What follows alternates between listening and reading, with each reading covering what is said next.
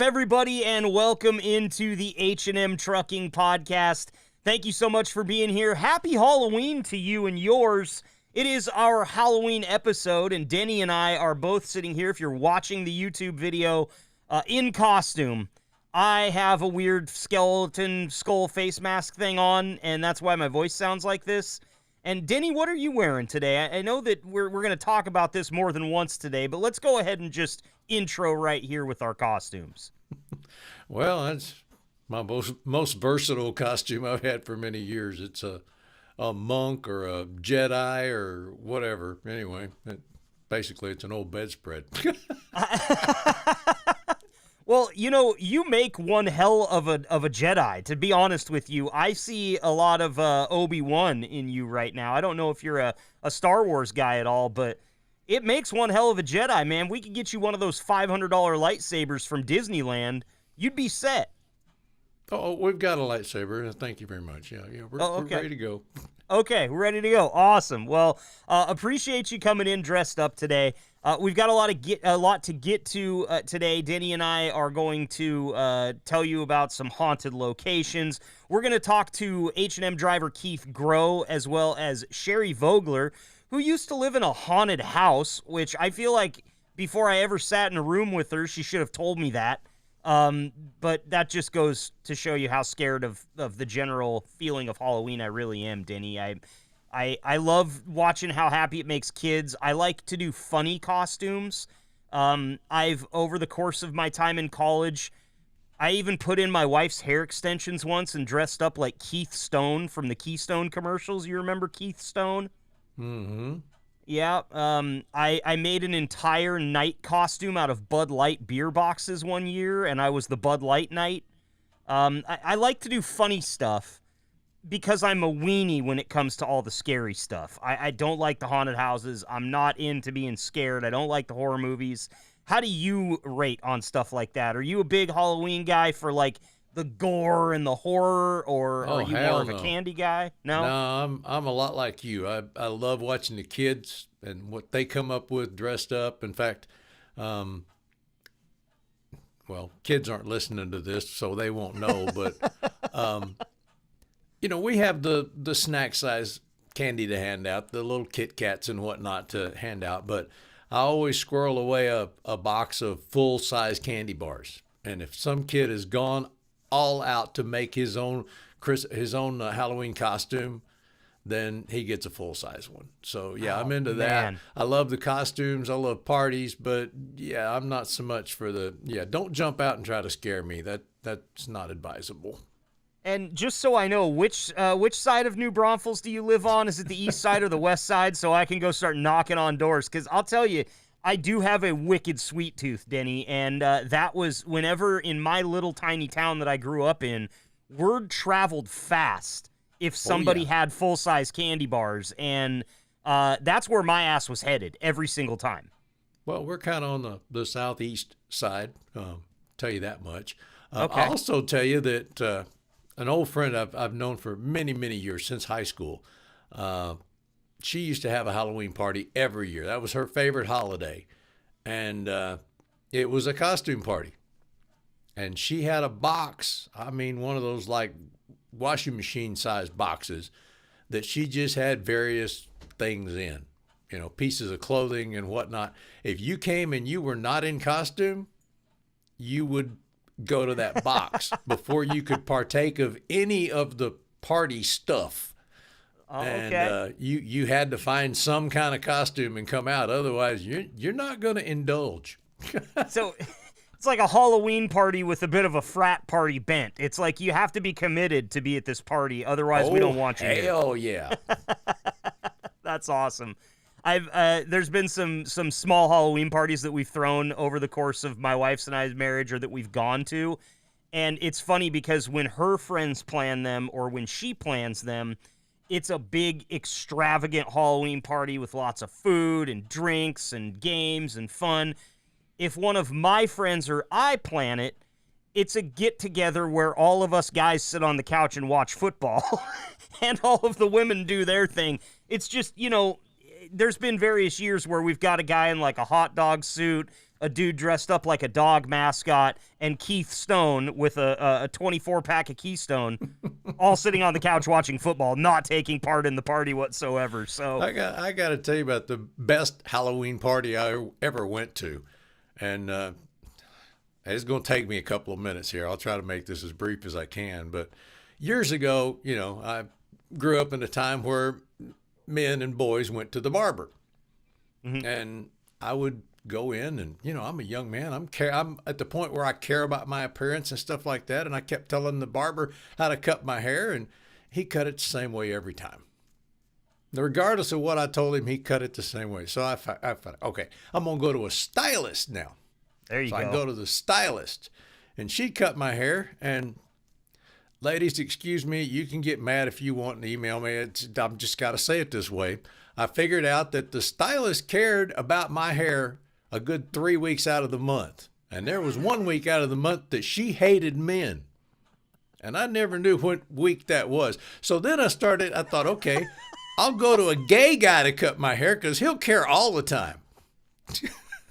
And how'd that work out for you? That worked out fine. In fact, that guy's still cutting your hair. Kind of became friends with this guy when I was living in Fort Walton Beach, Florida.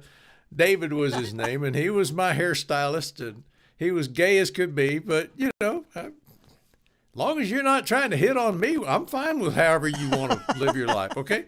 But, we would talk and stuff. It got to be friends over the course of a year or so, and then it was probably September or maybe early October. I got this thing in the mail, and it was like a wedding invitation. I mean, it had the double envelopes and all that stuff with the little sheet inside. I was invited to an All Hallows Eve masquerade ball. Wow, that sounds extravagant. And he even told me, or they told me what I was supposed to be. I was supposed to be the Greek god Zeus. You didn't get to just come up with something. It was assigned. So I figured, what the hell? I didn't have any plans. So I put on my toga and I went to this party. David was the only person I knew at this party, as far as I knew. So I get in the door and I start walking around looking. I was probably there for a good 30, 45 minutes walking around, had a couple of drinks, chatting with people. I'm looking for David. I can't find David. He's supposed to be the host of this party. Finally, I had been by him I don't know how many times. There was this, what do they call it, the sofa with one arm, like Cleopatra? Yeah, kind of like a chaise lounge or something like that. That's where he was. He was Cleopatra. And probably had a full team of people fanning him with leaves and feeding him grapes and everything, right? Gay guys know how to throw a party. I'll just leave it at that. They do. I can attest to that, Denny, too. The first party thrown by a group of gay fellas I went to had the nicest drinks and the best food, and also good music. They clean a house, too. Oh, man, great music, and it was the thing that I love the most about it, they kept the music in this house party at a dull roar, so you could still talk over it, but it was loud enough. If you wanted to dance to it, you could get out there and dance. And I'll tell you, just super welcoming. This one wasn't a costume party, and I'm kind of bummed that it wasn't, because it sounds like it would have been even better. But I've never had so many really nice and they had a guy there that they hired to just come in and mix drinks. He wasn't. I said, so you're the bartender? And he said, I am not a bartender. I am a mixologist. What would you like to try? And I'm 19 years old. I have no idea what you just said to me. And he said, well, what do you like? And I gave him a couple of things that I like, and he whipped me up. I still don't know to this day what it was, Denny, but I had like 6 of them. I just kept going back with an empty cup and shaking it, and he'd shove another one across the table. Top 5 party I've ever been to, and there was no football on the TV anywhere, so that should tell you how good of a party it was. That's great, man. Well, I hope that sometime you get back down to Florida and get to go back into David for a good haircut, Maybe a beard trim. I don't know. I'll be honest with you. My stories tend to drag on, but hope it was worth it. That's okay. Well, your stories tend to drag on, and then I have a way of dragging them even further, Denny, so don't worry. I get it. We do have something that we wanted to do here just to have a little bit of fun today on the H&M Trucking Podcast before we get to our interview. And that is, Denny and I are going to do a candy draft. we have all of the candy available to us in all of the world. And so what this draft is going to do is give you a bit of an idea, and Denny and I as well, about how similar our tastes in candy are. If Denny and I were loosed in a candy store and there was only one of everything, would we fight? Or would we just sit down with our 3 selections and enjoy them? It's time to find out on the first annual H&M Trucking Podcast Candy Draft. Denny, are you ready? I think so, but you might have to coach me through this. Okay, so tell me what I need to do. Each one of us will get 3 picks. You're going to pick first because I'm a nice guy. I'm going to let you go. So you get the number 1 overall pick here. And as sports has shown us, the number 1 overall pick can be the best player to come out in decades, or it can be an absolute bust. So you have your choice here, Denny, of every candy that you've ever eaten in the world. What is going into your Halloween bag first? Well, I'm thinking my favorite candy bar, but strategy probably needs to be involved in this, right? Yeah, a little bit. Okay, because I don't think it's going to be your favorite. So I'm going to strategize here, and I'm going to back up a little bit. I'm going to say Reese's Cup. That'll be my number 1. That's a pretty good one, Denny. I mean, the strategy that you employed there is I think that before I've talked about how much I like peanut butter on this show, and wow, you could have just stolen one from me there, but I had a contingency plan. All right, see, this is I'm never drafting first. I'm a 49er fan. It's been 2 decades since we've had the first overall pick, so you got to approach a draft knowing what you're going to take out of the leftovers. And I kind of thought that if you were going to pick one that might end up in my bag, it would have been Reese's Peanut Butter Cups. Great pick. I think it's probably almost a unanimous first overall pick for a lot of candy drafts. But I'm going to throw you a curveball, okay, and I'm going to take all of the strategy out of it, and I'm just going to get my next favorite because it's like 1A and 1B for me. Reese's Cups are typically 1A, but Reese's Pieces are actually 1B for me. They've got the peanut butter, the chocolate, a little bit of crunch. You and I both got a little peanut butter in our bags after round 1. You got the cups, I got the pieces. We're on to round 2. I think I can already see a bit of a similar taste developing, though. If you're picking peanut butter first, you and I might have a knockdown drag out in the candy aisle, Denny. Okay, so I'm number 2, and I only get 3, correct? Correct. Okay, Oops. Number 2. I'm going to save my favorite for last because I don't think you're going to pick it. Number 2, I'll say Snickers. Snickers is another good one. That's another crowd favorite. And I'll be honest with you, Denny, it's another curveball's coming. This one might even be a screwball for you because now you've got me thinking, can I actually, with 2 selections left, can I pick your favorite?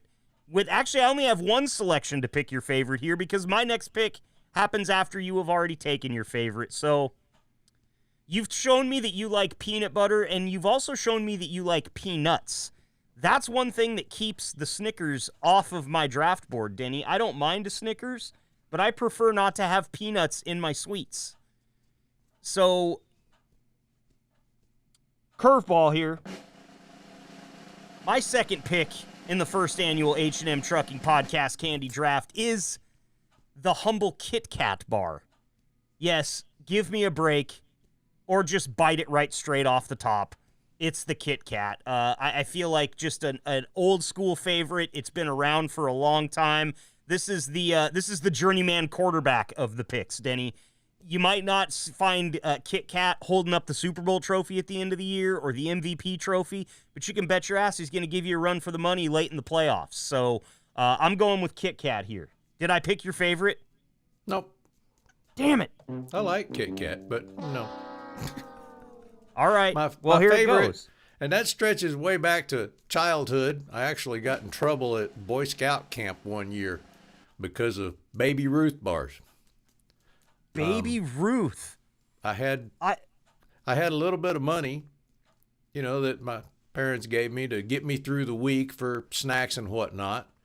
And before I blew it or lost it, the very first day I went down to the little store they had at the scout camp and I bought a whole box of Baby Ruth bars. So I'd have at least one for every day. Well, good Without for realizing it, they shut down the store before dinner time, and come evening, everybody wanted something to snack on, and they knew I had a box of Baby Ruth bars. So I sold them, being the entrepreneur that I was. I sold them for double the price. Went back the next day and bought me some more boxes of Baby Ruth bars. And once the adults found out what I was up to, I got in trouble. Oh, that's a bummer. You were just exercising your entrepreneurial spirit. They should have fed into that. They should have bought you more candy bars and increased your supply there. Well, listen, I'll be honest with you. I have had one Baby Ruth in my entire life, and I was not a fan. So you and I are really, really good candy partners, Denny, because I'm okay with you keeping the Snickers and the cups. I got my Kit Kat and my Pieces. And my final pick, another kind of old school favorite here, I want the chocolate Charleston Chew with the vanilla nougat on the inside. The yellow package, that's what I'm taking. Kit Kat, Reese's Pieces, and a Charleston Chew. And I think the reason that I go with the Charleston Chew, Denny, is because time spent eating. You know, a lot of these candies, I can house a full bag of Reese's Pieces in one mouthful. But you know what I can't do? I can't take more than one small bite of a Charleston Chew every 5 minutes. And I kind of like that about it. I get more time enjoying my snacks. So Charleston Chew's my third pick. There you go. You a Charleston Chew fan? Not at all. No? Those teeth pulling out bastards? Well, there you have it, the first annual H&M Trucking Podcast Halloween Candy Draft. Denny and I are actually very good candy store partners. We're not going to fight over anything. You know what? If it's got peanut butter in it, you could probably find us sharing kindly. And that's what we want to do with you here today. Share a little bit of fun Halloween content. And we got a great interview coming up here right around the corner with Sherry Vogler and H&M driver Keith Gros. Stick around. From Omaha, Nebraska, to whatever lane you're driving, this is the H&M Trucking Podcast with your host, Marcus Bridges.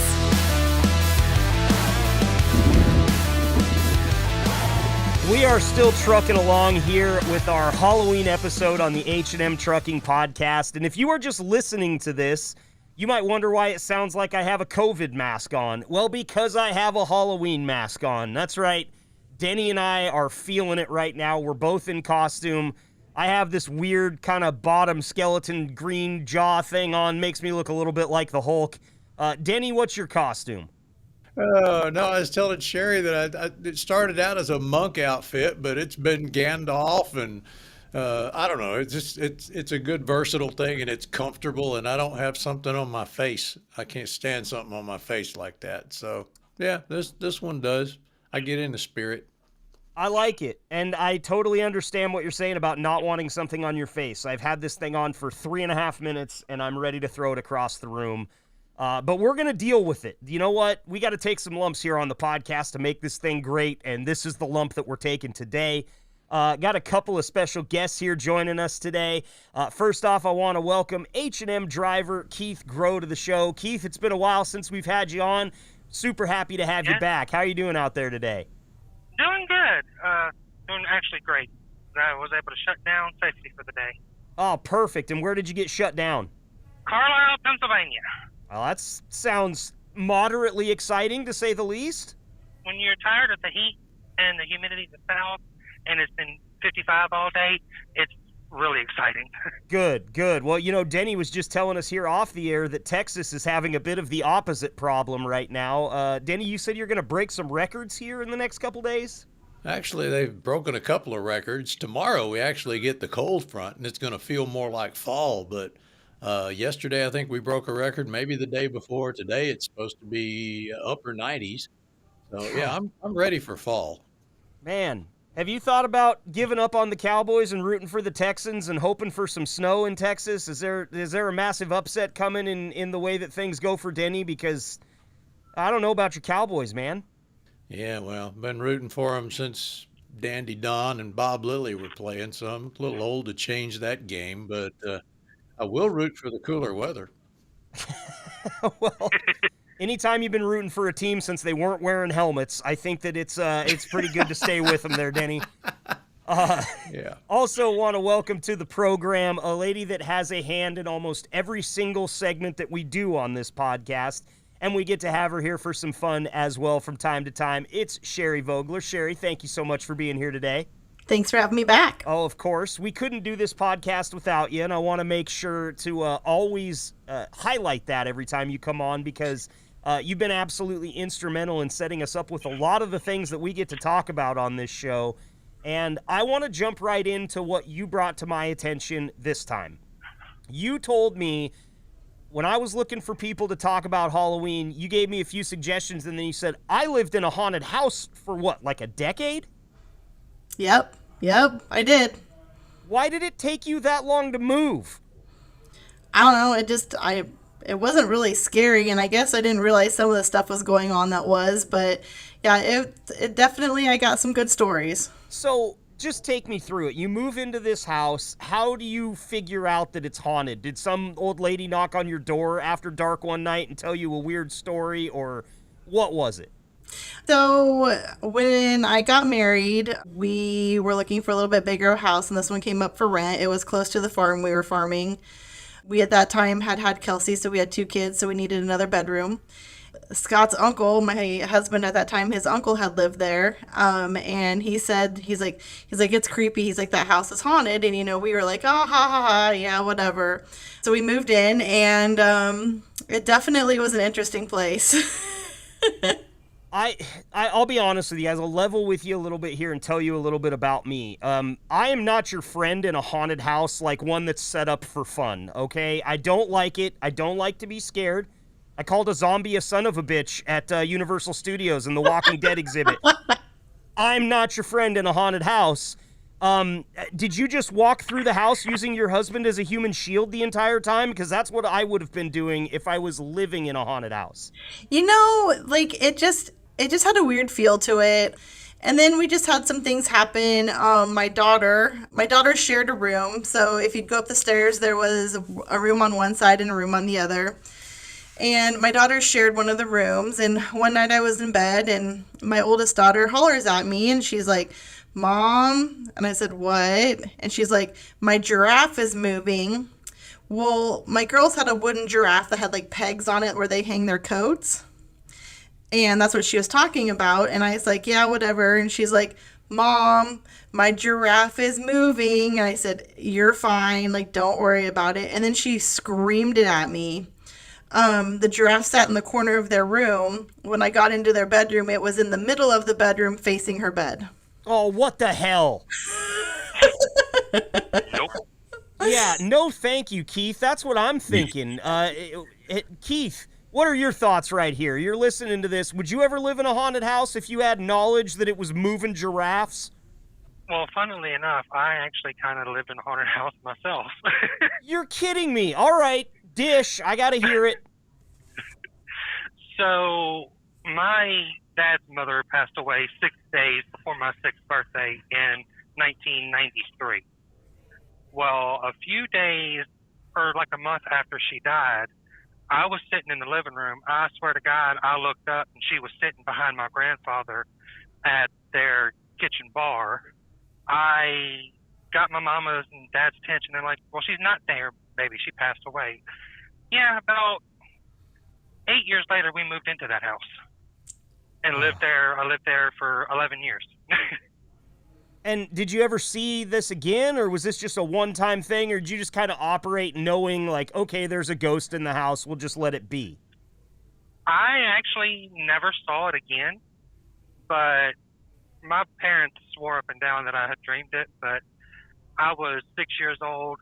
There's no way that I could remember a dream from that far back.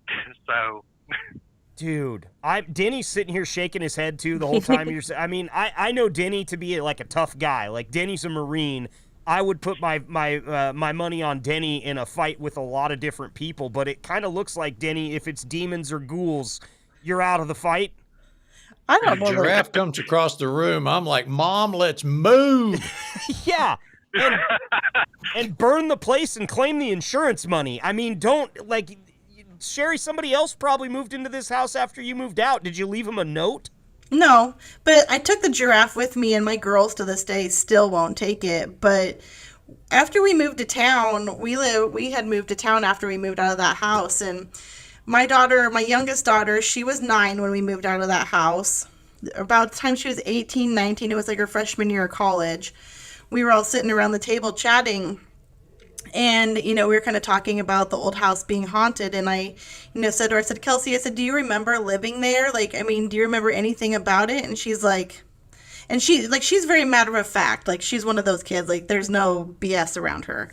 And she's like, yeah. I said, do you remember it being haunted? She's like, yeah, Mom. And I said, really? She's like, yeah, I had a American Girl doll. And she said, I would dress the doll at night, and the little girl would come overnight, and she would change her clothes so she was ready to go in the morning.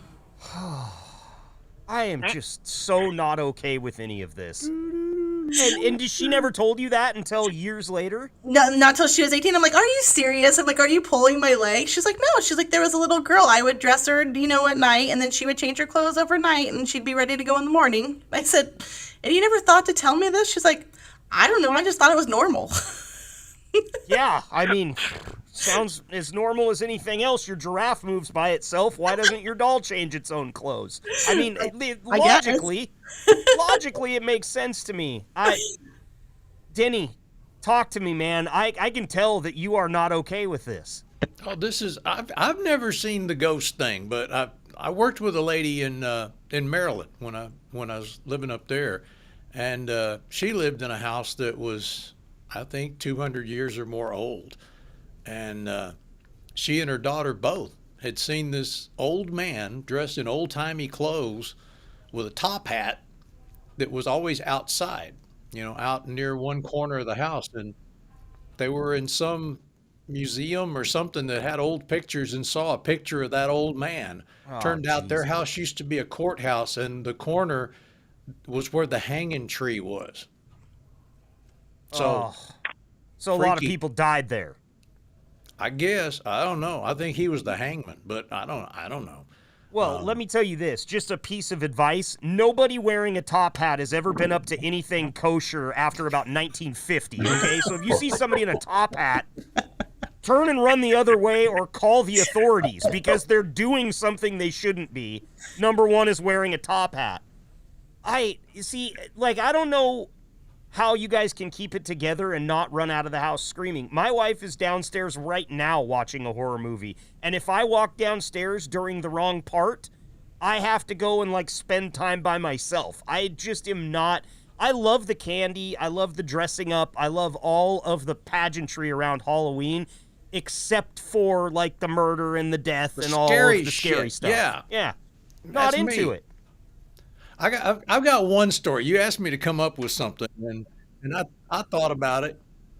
I was maybe 10 years old, and I'll preface this by saying there's only one other animal in my life I've bonded with like I did Gilly, and that was my horse. I literally grew up on this horse. I was riding Nellie before I could even ride a bicycle. That's how long she was like a babysitter when I was young. Anyway, I grew up on this horse in a time where kids could disappear all day. And sometimes, when I got to be 10, 12 years old, half a dozen of us would go off into old King Ranch land for the weekend. We'd leave Friday and not come back till Sunday with no adult supervision.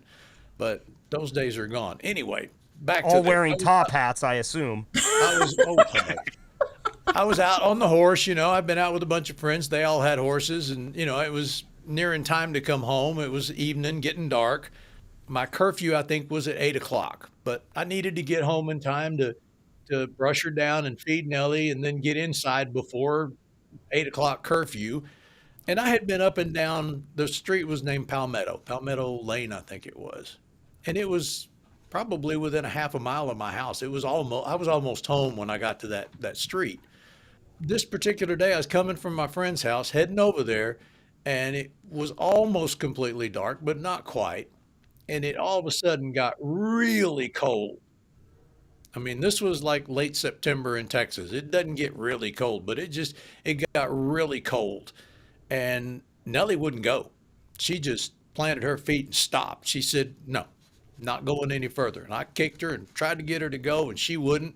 So I was getting a little scared by this time because, I mean, first the cold thing and then the spooky thing because it was dark, and then Nellie acting weird. So I turned around, went back to my friend's house and called Dad and told him, and he just told me, get your ass home. So Smart guy. reluctantly, now I'm really kind of scared. I'm making myself scared. So I get back to that same spot.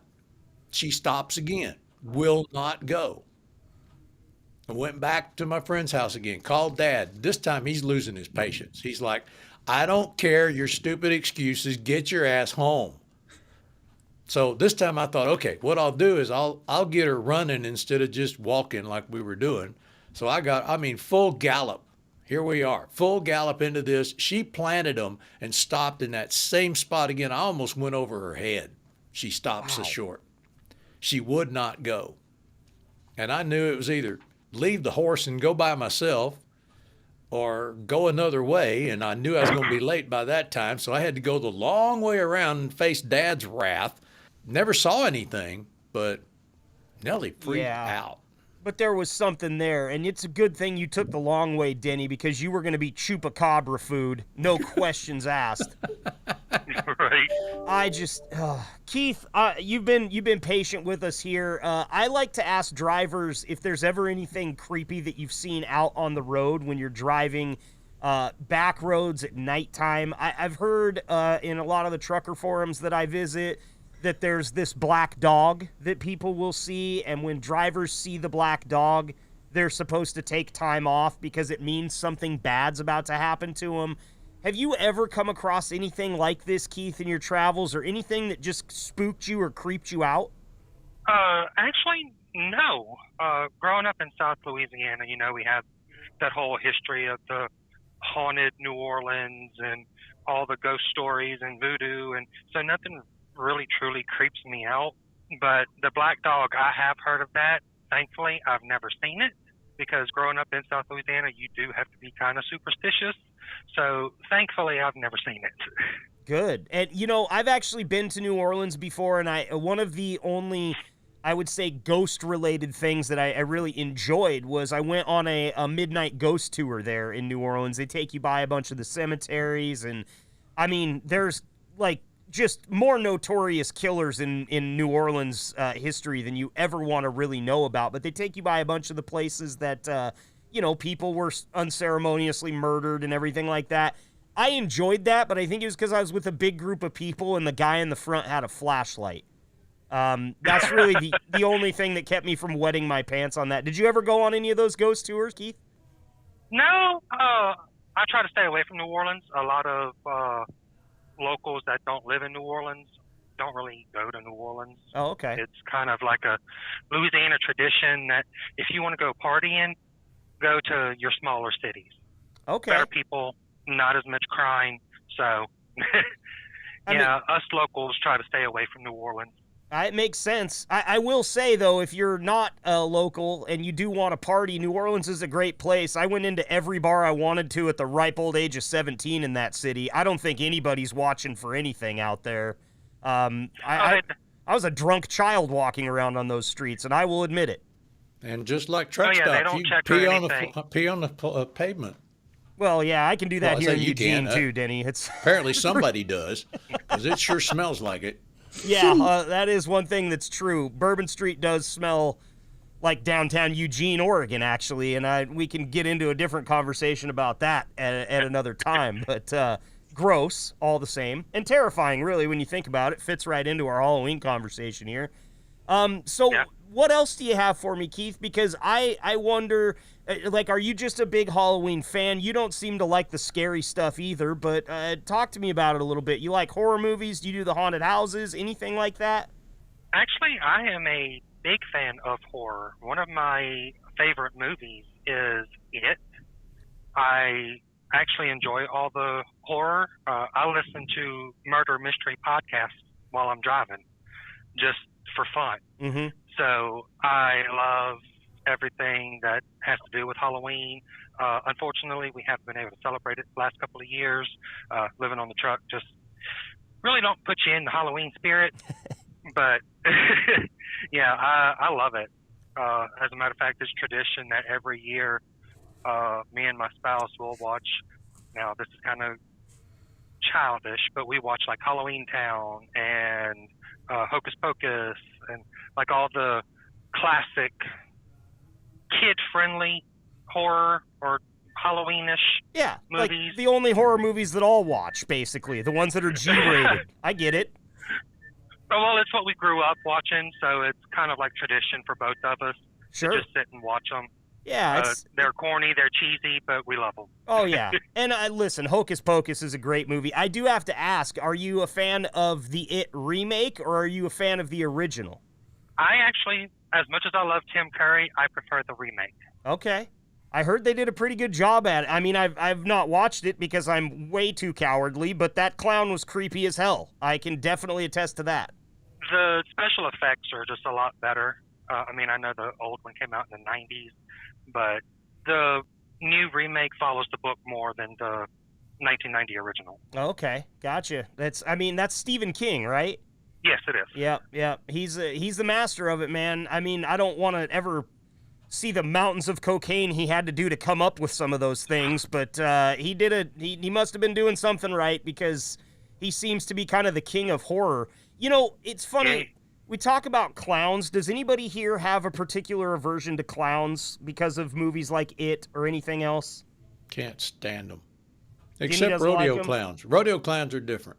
Well, it's always fun to see somebody get flung into the air 18 feet by something the size of a Honda, right? I mean, well, they don't do that if they're good. Okay, I gotcha. I've obviously only seen the bad ones. How about you, Sherry? Are you a fan of clowns, or you don't like them? I mean, I no, kind of indifferent. Like, they don't scare me or anything. Okay, and Keith, obviously clowns for you are not that big of a deal if you can stomach watching It over and over again. Oh, yeah. I love clowns. Oh, now, grant you that killer clown phase that came out a few years ago where everyone was dressing up, that scared me. Yeah, that's a good way to get yourself shot by somebody that's just not a fan, for sure. And I know exactly what you're talking about.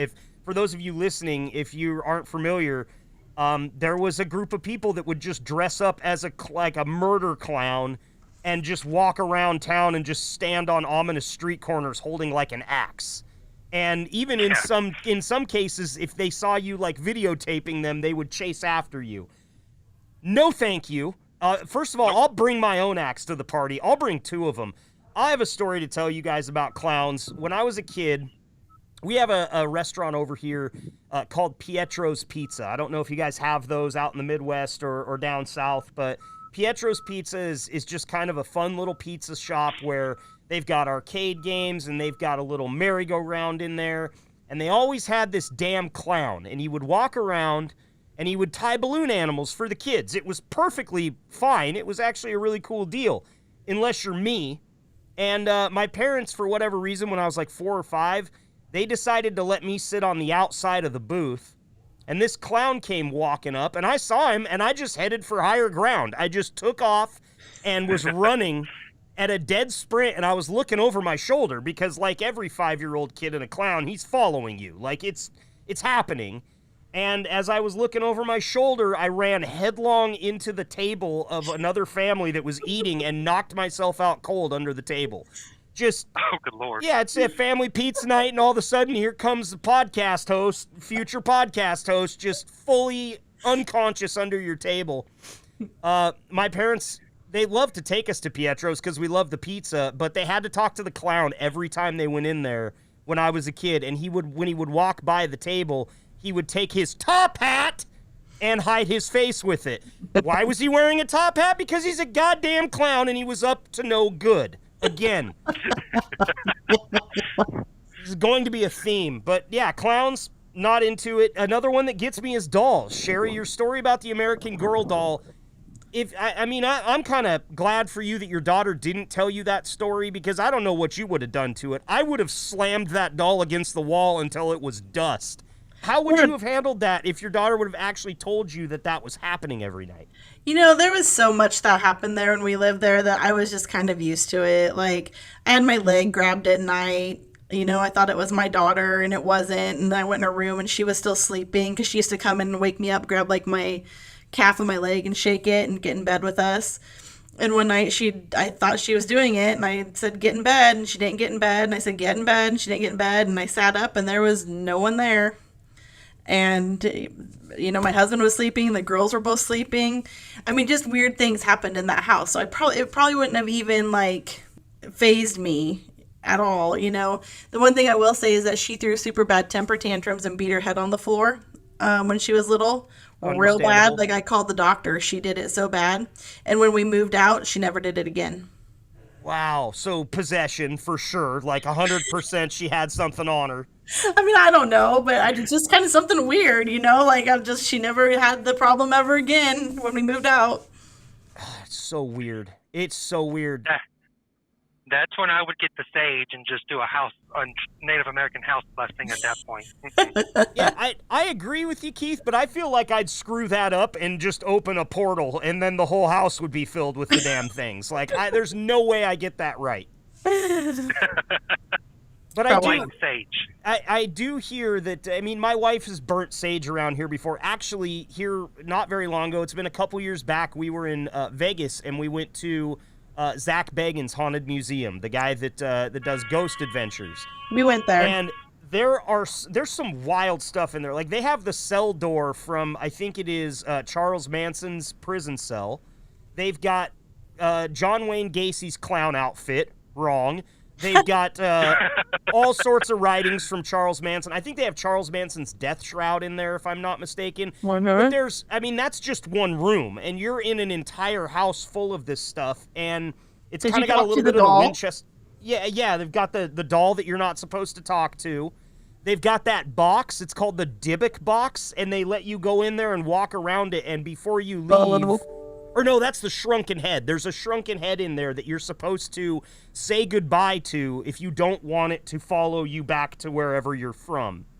And I don't know if I believe in that stuff or not. What I do know is that when we got home a couple weeks later, my wife started just seeing weird shit out of the corner of her eye. And it was freaking her out. And she was telling me about it. And I'm just like, I'm living in just a nice, stupid bubble here where I don't believe any of it because it's at my house now. And she actually burnt some white sage and everything was fine. So maybe it works. I don't know. I'm too scared to actually figure it out. I don't want to ask questions. Denny, when you were out on the road, did you ever have any creepy experiences or anything like that? Keith seems to be pretty immune to it, but you, like me, seem like if you saw a shadow on the side of the road, you might wet your seat a little bit. I might, but I didn't see any. I saw weird stuff, but nothing that would qualify for Halloween stories. Okay, yeah. This is true. Right. This is true. Not real zombies, just drug stuff. Zombies, right? Yeah. And of course, you go anywhere in the country, and there's that guy that I ain't got no panties on. You're gonna hear him on the CB, and that's usually followed by "Shut up, stupid." Which can be scary in its own right, depending on what that person sounds like, right? Oh, man. Is that Mud Duck in the Desert? Is that who that is? I don't know. I thought that was his name. Maybe I'm crazy. I don't know. I'm terrified, that's for sure, because Sherry told me she used to live in a haunted house, and I think I've shook Sherry's hand and given her a hug. What happens if that's with me now? Nope. And this is how superstitious I am about it. Sherry, are you superstitious at all? Do you... you carry a lucky believe her daughter when the ghost was beating her head into the floor. I mean, not superstitious, but I do believe in, like, the paranormal stuff. Like, I mean, I don't know about, like, being superstitious or anything like that.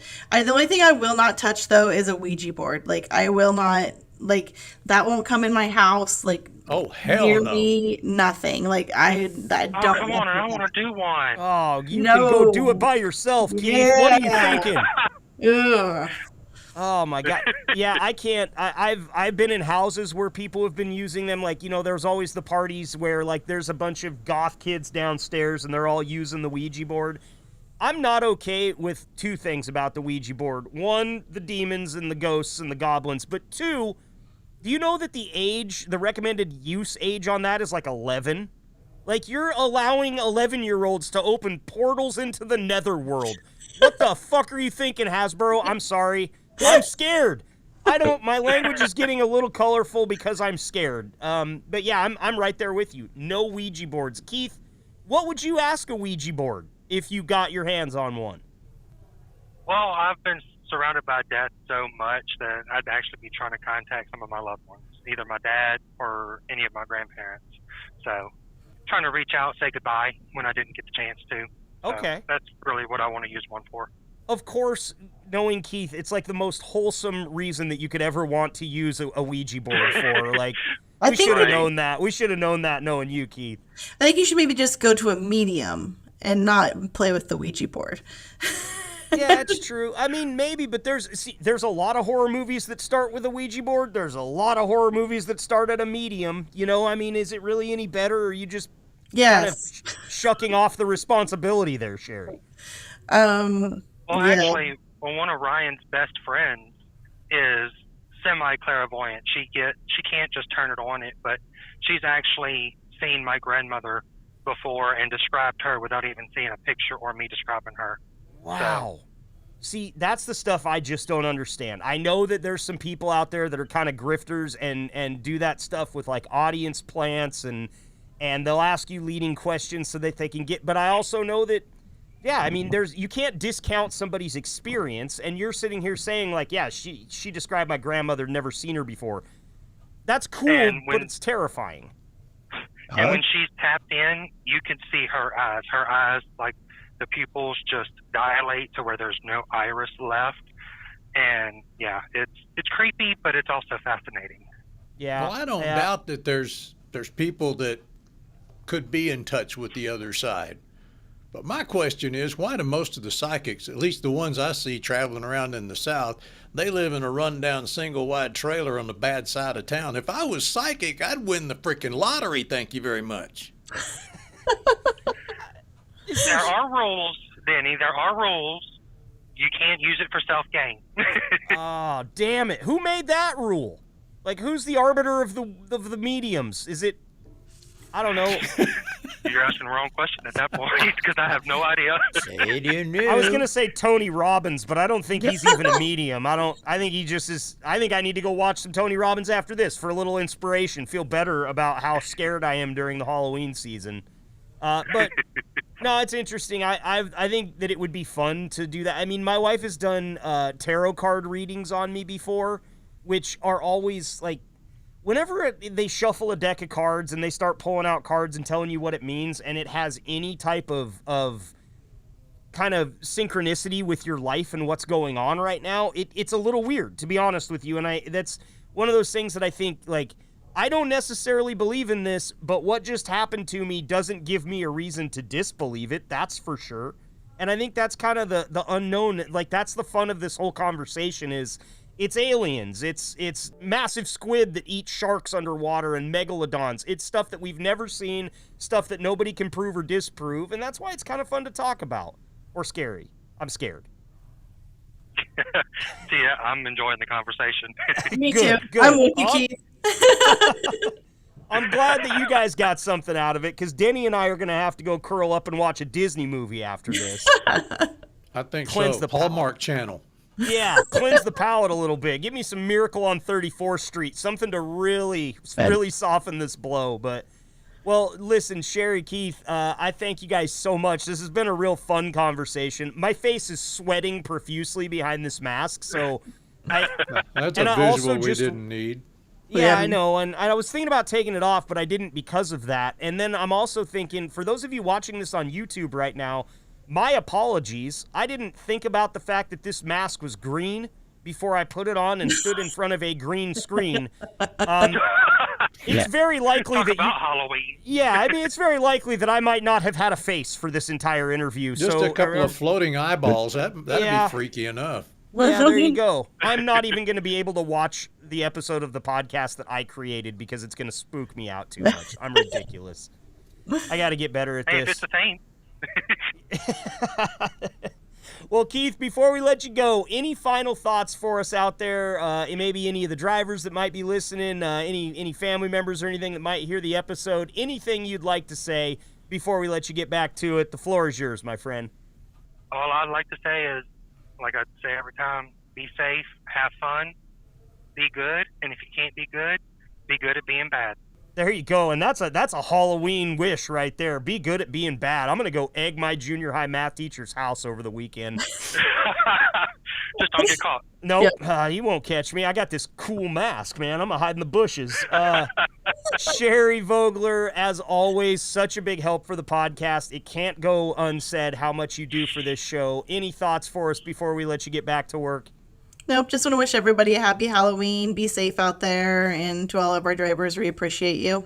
Perfect. And please, God, Sherry, I know that the house that you're living in now isn't haunted, but if you could sprinkle some salt in the doorways, it'd make me feel better, okay? And I'll do it, just for you. If you're driving by a river, throw that giraffe in it. It's cool. Nobody wants that thing anymore, right? I do. I'll keep it. I'll I take don't it. care. I'll probably come home. It walks, remember? Yeah, that's true. It slides. All right, Keith Gros and Sherry Vogler, happy Halloween. Thank you so much for joining us today. Thank you. Thank you for letting me.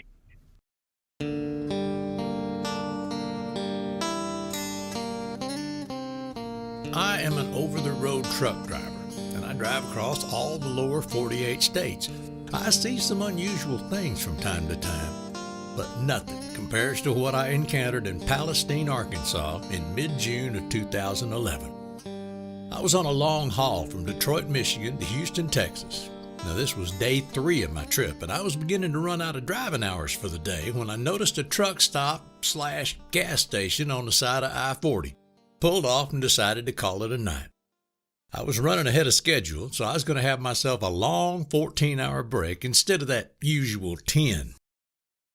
Right off the bat, I didn't like the area, but had no other choice. The bathrooms were unkept and had enough graffiti on the walls to classify itself as an inner-city truck stop, even though I was practically in the middle of nowhere.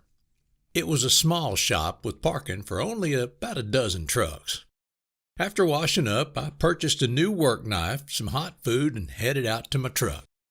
I sat in the captain's chair and listened to the radio while I ate my dinner with the windows down, letting in the dry wind. The Mississippi River had just begun flooding, but there hadn't been any rain in over a week. The surrounding area was beginning to look like Nevada more than Arkansas. Well, I finished my meal and cleaned up a bit. I slid out of the seat and onto the pavement as a gust of warm wind hit me. Strolled over to the dumpster, tossed my garbage inside, and began slowly walking back to my truck. I fished out a filterless cigarette and leaned against the bug-splattered side of my truck and lit it with my lighter.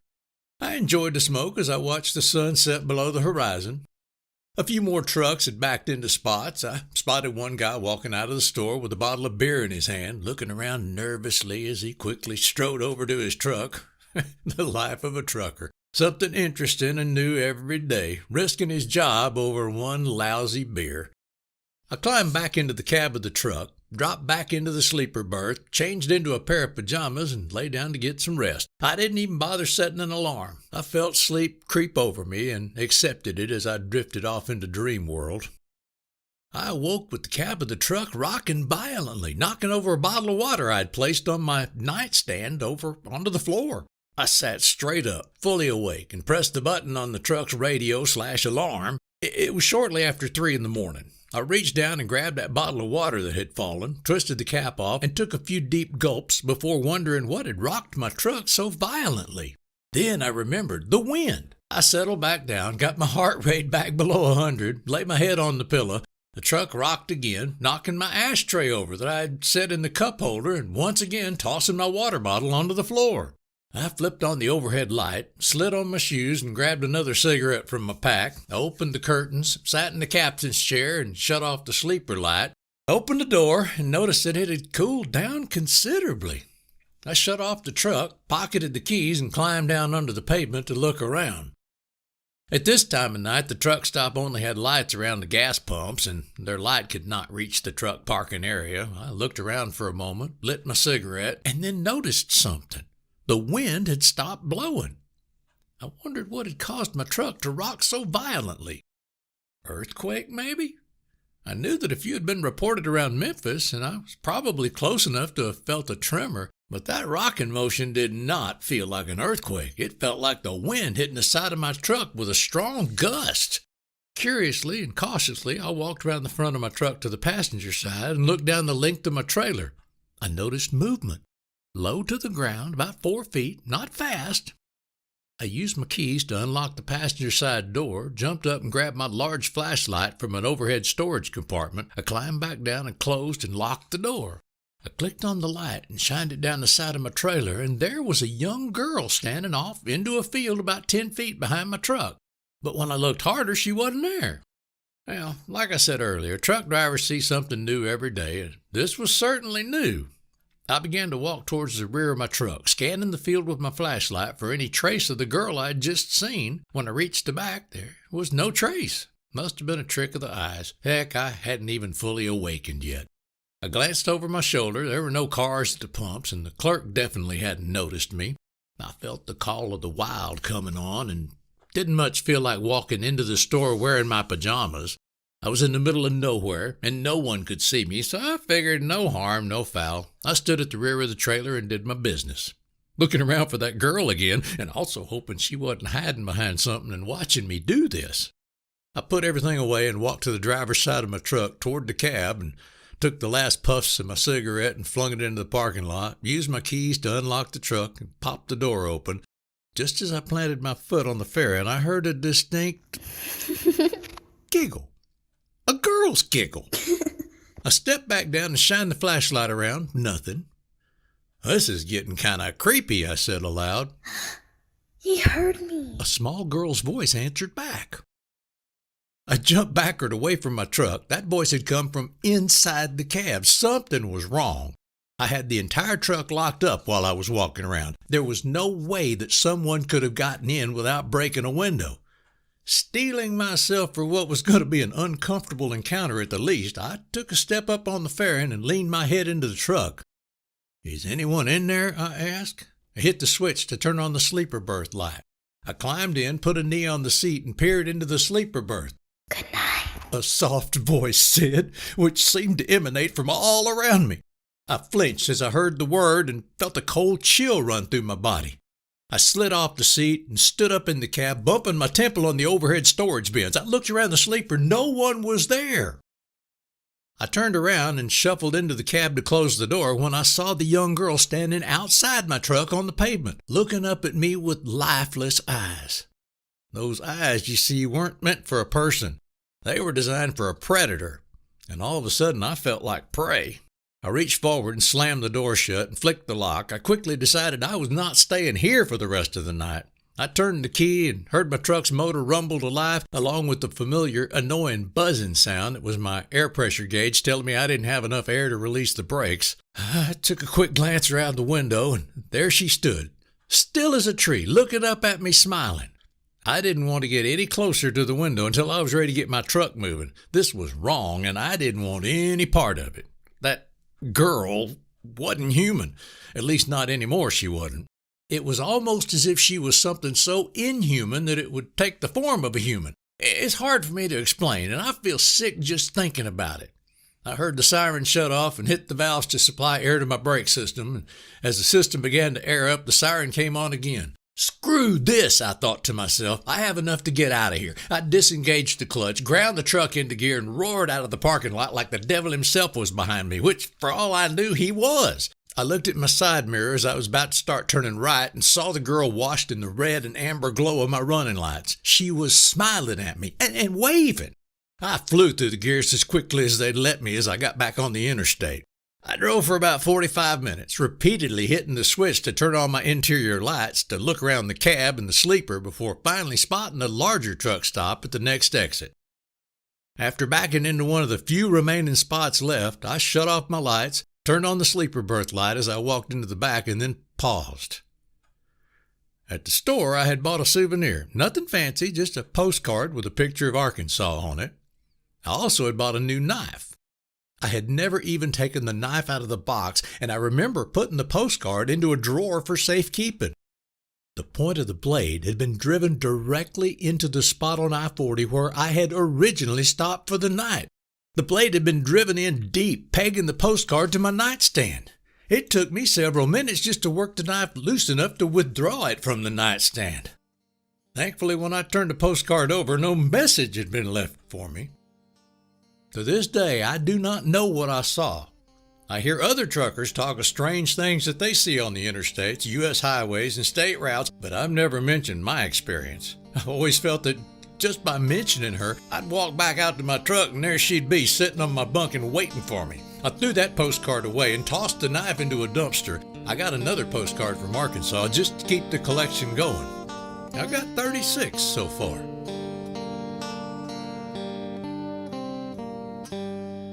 This has been a really fun episode, Denny. I will tell you right now, I cannot believe that Sherry is so nonchalant about the fact that there were giraffes walking across the room and dolls changing clothes. I know she didn't know about the ghost doll. beating her kid's head on the floor. Yeah, what in She goes, just shut up.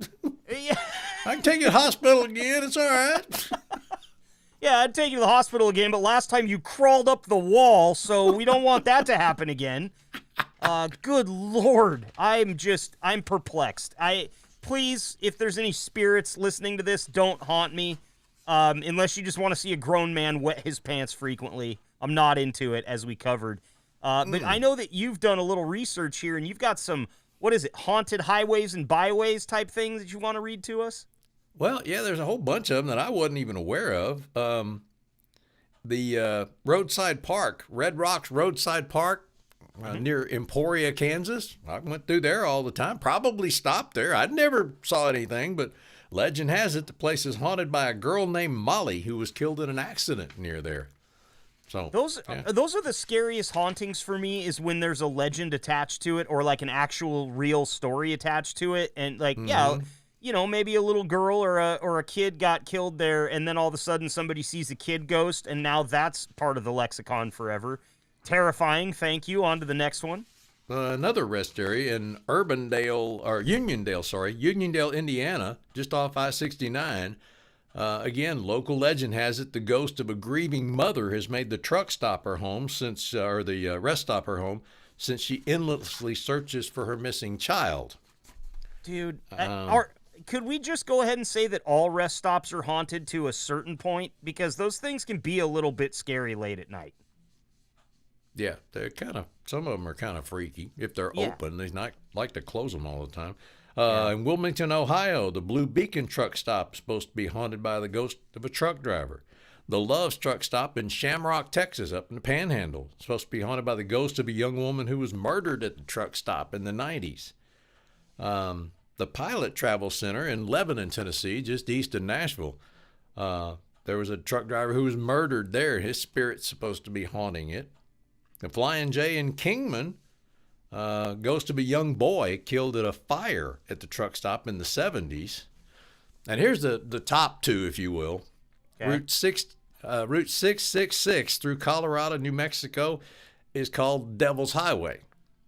Reputation of being the location of an astounding number of accidents, sightings of a ghost semi that runs vehicles off the road. So much so that in 2003, the 3 states decided to renovate the highway and renamed it. They changed it to Route 491 instead of 666. Yeah, it's probably a good idea. We don't want the mark of the beast on every road sign that we drive by. And what the hell, a ghost semi? How about we just close that road and blow it up and make another one through the mountain pass next to it? That is, I am not okay with any of this, Denny. So let me ask you this. If you'd have known about this when you were out on the road and you had the chance to go and stop at some of these locations to check it out for yourself. Oh, hell no. I've stopped at some of them, and I wouldn't have had I known that. Not even for a can of beans and a locked sleeper berth? Look, last night, a lizard got in, and my wife's running around chasing it with a paper towel going, "You're the man of the house. Aren't you supposed to do this?" Yeah. No, I have a rule in my house with like spiders and stuff like that. It's finders keepers. I'm sorry that you saw that first, sweetheart, but you got to kill it because I'm not going over there. Okay, here's the, if you will, the number one. I don't have any ranking on this, but I have more information or more validation, if you will. The Tri-County truck stop in Villa Ridge, Missouri. It's on Route 66. It's talk of the town and the Missouri Paranormal Research. Reports of an apparition sighted at the restaurant and of another presence named George, who got a little too close to the restaurant's female help. After multiple investigations, the Missouri Paranormal Research captured photos of blurry spots, a bluish figure. Paranormal investigators from the Sci-Fi Channel have even visited the site and deemed it haunted. Wow. So, okay, first off, George, why do you have to be a ghost and a perv? Like, can't you just pick one of the two things that annoy everybody that crosses their path?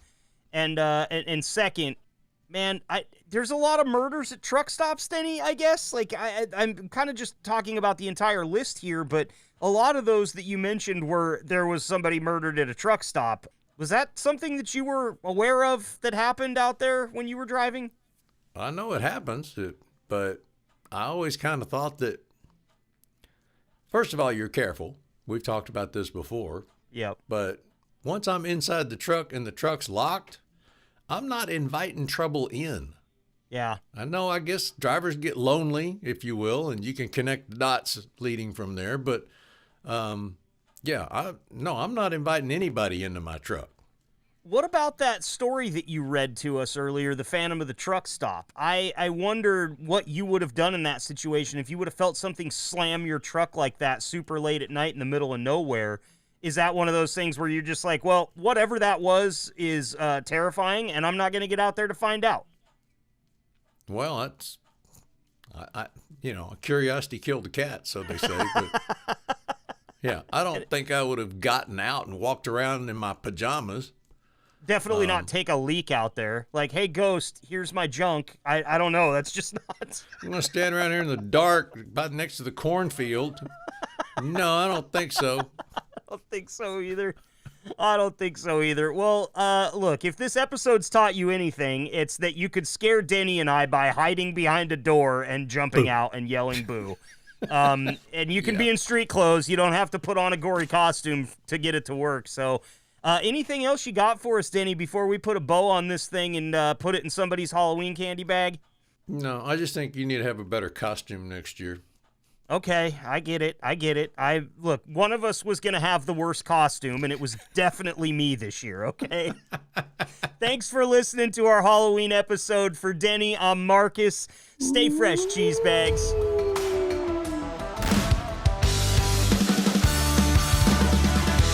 Thank you for listening to the H&M Trucking Podcast.